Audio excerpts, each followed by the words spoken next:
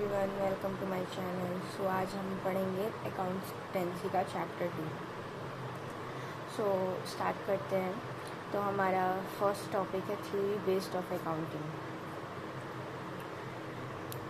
Sorry ये हमारे chapter का नाम है, थ्योरी बेस्ड ऑफ अकाउंटिंग।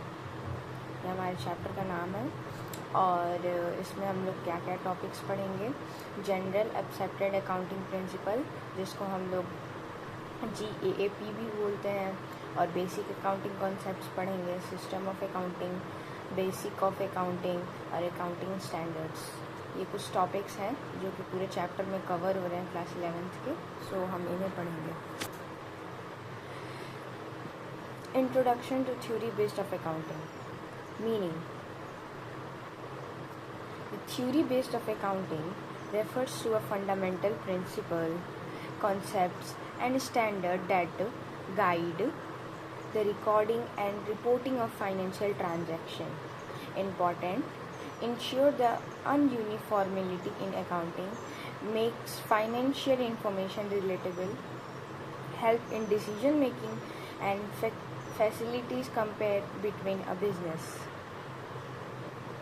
सो इस स्लाइड में क्या हम लोग जान रहे हैं, हम लोग इंट्रोडक्शन पढ़ रहे हैं किसका, थ्योरी बेस्ड ऑफ अकाउंटिंग का। तो उसका मीनिंग क्या होता है? The theory based of accounting refers to fundamental principle and concepts and standards. मतलब जो हमारा थ्योरी बेस्ड ऑफ अकाउंटिंग होता है वो रेफ़र करता है फंडामेंटल प्रिंसिपल को, कॉन्सेप्ट को और स्टैंडर्ड्स को, जो कि गाइड करते हैं रिकॉर्डिंग, रिपोर्टिंग और फाइनेंशियल ट्रांजैक्शन में। ठीक है। और इसके कुछ इम्पोर्टेंट पॉइंट हो गए, जैसे इंश्योर यूनिफॉर्मिलिटी इन अकाउंटिंग, सेकेंड हो गया मेकिंग फाइनेंशियल इंफॉर्मेशन रिलेटेबल और helping in decision making and facilities compare between business. ये कुछ 4 हमारे इम्पोर्टेंट पॉइंट्स हो गए। ठीक है, आगे बढ़ते हैं। हमारा सेकेंड टॉपिक है generally accepted accounting principles, GAAP। इसका मीनिंग क्या होता है? GAAP refers to a common set of accounting rules, principles and producers used in preparing financial statement. इसका ऑब्जेक्टिव हो गया कंसिस्टेंसी इन अकाउंटिंग। मतलब हमें अकाउंटिंग में कंसिस्टेंट रहना पड़ता है, हर चीज़ में कंसिस्टेंसी ज़रूरी है आज के टाइम पर हमें अकाउंटिंग में भी कंसिस्टेंसी रहना पड़ता है। And relatability of financial information, comparability of financial statements and transparency in reporting. पहले तो हमें कंसिस्टेंट रहना पड़ता है, सेकंड हमें रिलेटेबल फाइनेंशियल इंफॉर्मेशन प्रोवाइड करनी पड़ती है, एंड कंपैरेबिलिटी ऑफ फाइनेंशियल स्टेटमेंट भी हमें देना पड़ता है, और ट्रांसपेरेंसी, हर चीज़ में ट्रांसपेरेंसी रहनी चाहिए, तभी तो पता चलेगा कि क्या हो रहा है। And features of GAAP। इसके फीचर्स क्या है GAAP के? तो की फीचर्स हमारे हो गए relevance, relatable, consistency, comparability and understandability. इसके बेनिफिट्स क्या होते हैं? इसके बेनिफिट्स होते हैं increasing confident of investor, improve decision making and reduce accounting errors. ठीक है, तो इसके कुछ की फीचर्स हैं ये, और ये बेनिफिट्स क्या होते हैं उसके। आगे बढ़ते हैं। Basic accounting concepts. इसका meaning: basic accounting concepts are assumed and rule that form the foundation of accounting practices. जो बेसिक अकाउंटिंग कॉन्सेप्ट्स होता है वो एज्यूम होता है, रूल होता है, जो कि फाउंडेशन होता है अकाउंटिंग प्रैक्टिसेस का। इसके नीड्स क्या होते हैं? Standardise accounting records, ensure the accountancy and consistency, have the prepared financial statement effectively। ये इसके कुछ नीड्स होते हैं। आगे बढ़ते हैं हम लोग। तो हमारा एक और टॉपिक आता है जिसका नाम है बिजनेस एंटिटी कॉन्सेप्ट्स। इसका डेफिनेशन क्या होता है? Business and owner are treated as a separate entities. जो बिजनेस होता है और ओनर होता है, दोनों को हम लोग अलग अलग एंटिटीज़ मानते हैं। कभी कभार कंफ्यूजन होती है कि दोनों को, कुछ बच्चे दोनों को ही एक मान लेते हैं। नहीं, बिजनेस और ओनर दोनों अलग अलग चीज़ें होती हैं, क्योंकि कभी भी ओनर नहीं चाहेगा, भले ही ओनर का ही बिज़नेस होता है, लेकिन दोनों अलग अलग चीज़ें होती हैं, क्योंकि कभी ओनर नहीं चाहेगा कि उसके बिज़नेस में लॉस हो तो उसके बिज़नेस का लॉस हो, बिज़नेस से जो भी जाए, बिज़नेस से जाए, प्रॉफिट हो लॉस हो जो भी हो बिज़नेस से हो, उसके पर्सनल में नहीं आए। जैसे कि अगर मान लो फॉर एग्ज़ाम्पल मान चलो बिज़नेस में क्या होगा कि लॉस हुआ कुछ चीज़ का और इसने लोन लिया था और ये लोन बिज़नेस से नहीं दे पा रहा है, तो इसमें पर्सनल होगा ना, पर्सनल पे आ जाएगा। अगर इसने पर्सनल पे किया तो फिर इसके घर के चीज़ें बेचने पड़ेंगे इसको। और अगर ये बिज़नेस के नाम पे लोन लिया है, ओनर जो है बिज़नेस के नाम पे लोन लिया है, तो जब तक बिज़नेस जैसे जैसे बिज़नेस कमाएगा वो ओनर बिज़नेस ही देगा जिससे लोन लिया है। बैंक हो सकता है लोन में, और समबडी और इन्वेस्टर जो भी हो, इन्वेस्टर नहीं सॉरी एग्जाम्पल ले लो, यहाँ पे एक एग्जाम्पल दिया। If a owner invest 50,000 in the business is recorded as a capital not as a business income.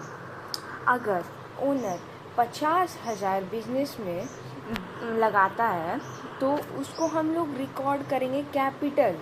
किस चीज़ का कैपिटल? बिजनेस का कैपिटल, ना कि बिजनेस ओनर बिजनेस का इनकम। ठीक है, बिजनेस का इनकम कब होगा? जब वो कुछ चीज़ प्रॉफिट कमा के देगा तो उसको इनकम कहेंगे ना। जो ओनर ने लगाया उसे इनकम थोड़ी कहेंगे, वो तो खुद से उसने अपने बिजनेस में लगाया है, इसलिए। एंड इम्पोर्टेंसी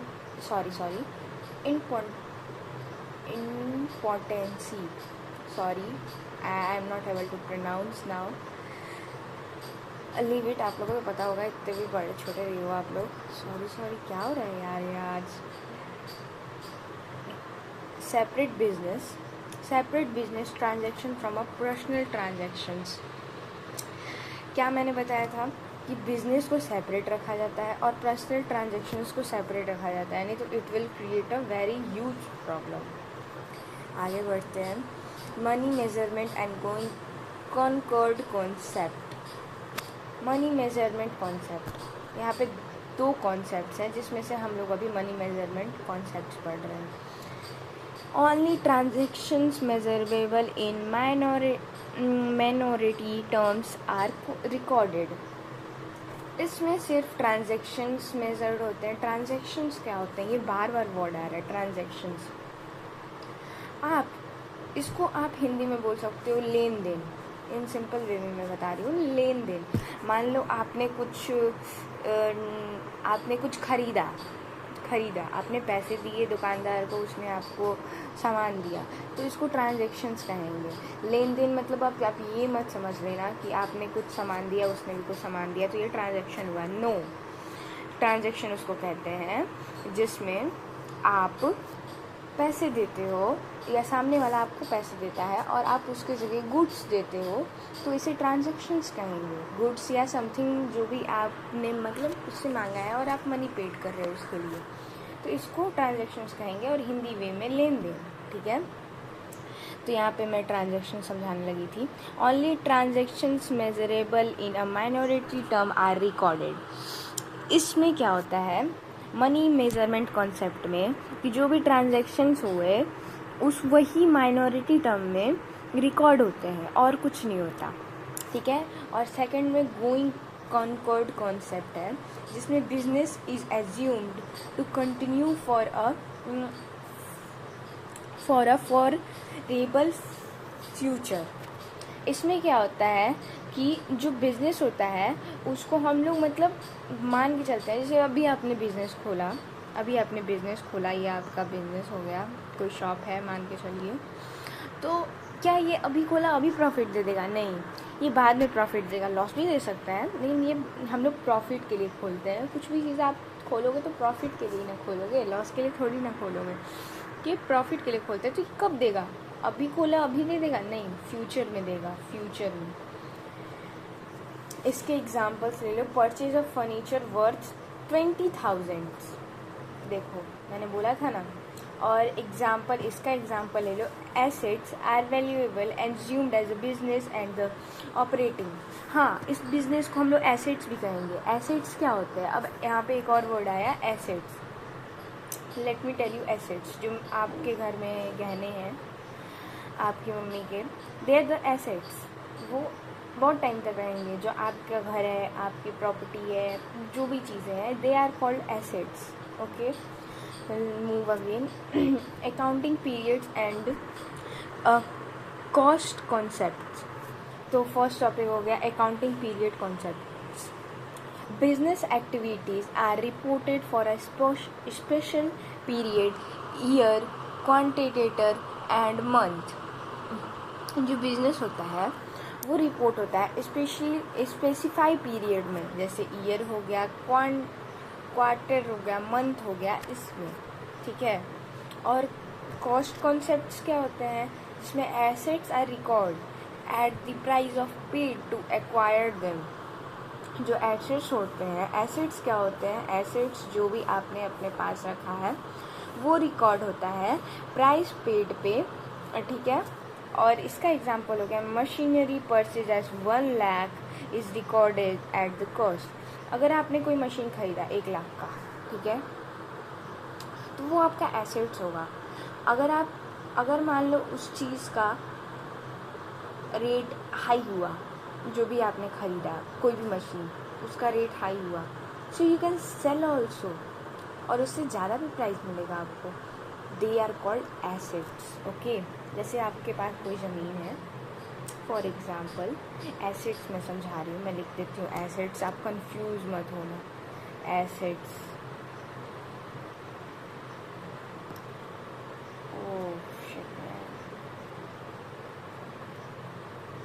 एक सेकेंड गाइस, कहाँ भाग गया? हाँ, एसेट्स में समझा रही हूँ। फॉर एग्ज़ाम्पल आपके पास कोई लैंड है, आपके पास कहाँ से होगा? अभी आप छोटे हो, आपके फादर के पास, एंड उसका रेट हाई हुआ, वो लैंड हो गया, आप मान के चलो 20 लाख का। वो 10 लाख का था, वो अब 20 लाख का हो चुका है। तो अगर आपके फादर के लिए एसेट्स है, आपकी पूरी फैमिली के लिए है, लेकिन फादर ने खरीदा है, तो फादर के लिए एसेट्स है, जिसको वो बेच के बहुत सारा पैसा भी आ सकता है। That are called assets. गहने, जेवर, इन्हें भी कहते हैं एसेट्स। एंड सेकंड हम लोग आ जाते हैं नेक्स्ट टॉपिक पे, dual assets and matching concepts. Dual assets क्या होता है? Every transaction have 2 effects. Her transaction के पास 2 इफ़ेक्ट्स होते हैं। मैंने अभी ट्रांजेक्शन बताया था, उसके 2 इफ़ेक्ट्स होते हैं। For example purchase goods for cash और परचेज गुड्स फॉर कैश। अगर आपने कोई शॉपकीपर है, अगर आपने उसे पैसे दिए तो वो आपको गुड्स देगा। गुड्स क्या होता है? गुड्स मतलब सामान, वो आपको सामान देगा उसके बदले, तो ये ट्रांजैक्शन हुआ। ठीक है। तो इसमें होता है गुड्स इंक्रीज होते हैं, कैश डिक्रीज होता है। ठीक है। और अब आते हैं हम लोग सेकेंड टॉपिक पे, matching concepts. Expense should be a matched with revenue of a same accounting period. जो एक्सपेंस होता है वो हमेशा मैच होता है रिवेन्यू और सेम अकाउंटिंग पीरियड पे। आगे बढ़ते हैं। सिस्टम्स ऑफ अकाउंटिंग, इसका मीनिंग हो गया a system used to record financial transaction. जो सिस्टम होता है वो यूज़ होता है रिकॉर्ड में फाइनेंशियल ट्रांजैक्शन में। 2 टाइप के होते हैं, cash basis accounting, acquire basis accounting. ठीक है। तो कैश बेसिस अकाउंटिंग क्या होता है? इसका मीनिंग हो गया हमारा transaction are recorded only when cash is received और paid. Example salary paid in April is recorded in April. Advantage simple and easy, suitable for a small business. Limitations does not show actual liabilities and reliabilities. Okay. और ये हमारा हो गया acquired basic accounting meaning. Transactions are recorded when they occurred regardless of cash repeated or payment. Example, salary due for a March but paid in April is recorded in March. देखो, अगर मान लो आपने कुछ आप स्कूल का example ले लो, ठीक है, आपका मार्च का फीस है, ठीक है, आपने उसको अप्रैल में पेड किया, तो वो मार्च का ही ना हो रिकॉर्ड होगा, समझे? वो मार्च में ही रिकॉर्ड होगा ना बेटा। क्यों? क्योंकि कहाँ मैं चली जाती हूँ, यहाँ से वहाँ। हाँ, वो मार्च में ही ना रिकॉर्ड होगा।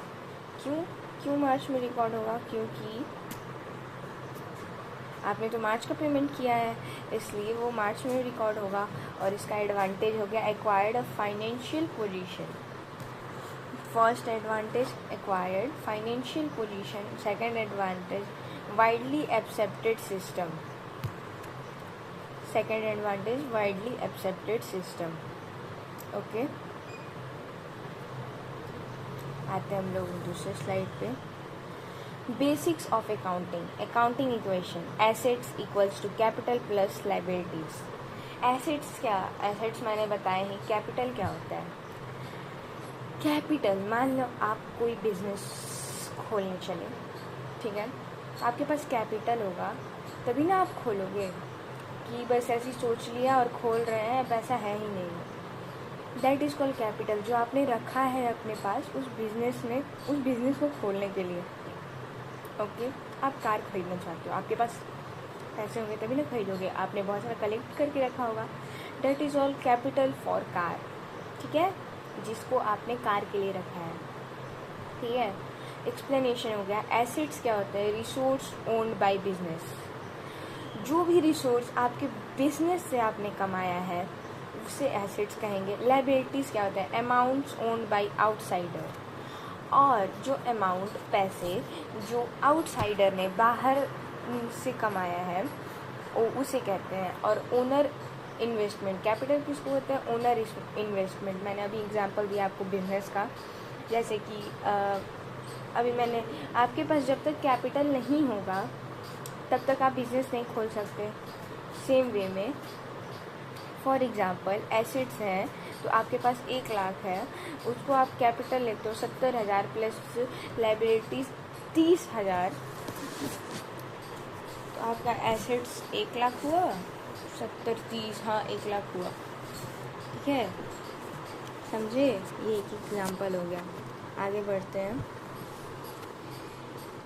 Accounting process, steps in accounting: identifying transaction, recording in general, posting to legals, preparing a title balance, preparing a financial statements। इसका फ्लो चार्ट हो गया। ट्रांजैक्शन, फिर जनरल, फिर लीगल, फिर trial balance and financial accounts, ठीक है। अब accounting standards क्या होते हैं? Meaning, accounting standards are written, rules, issued to ensure an uniform accounting practice. Objective, uniformity, transparency, reliability, comparability. Benefit, improve quality of financial statement and protects investor in statements.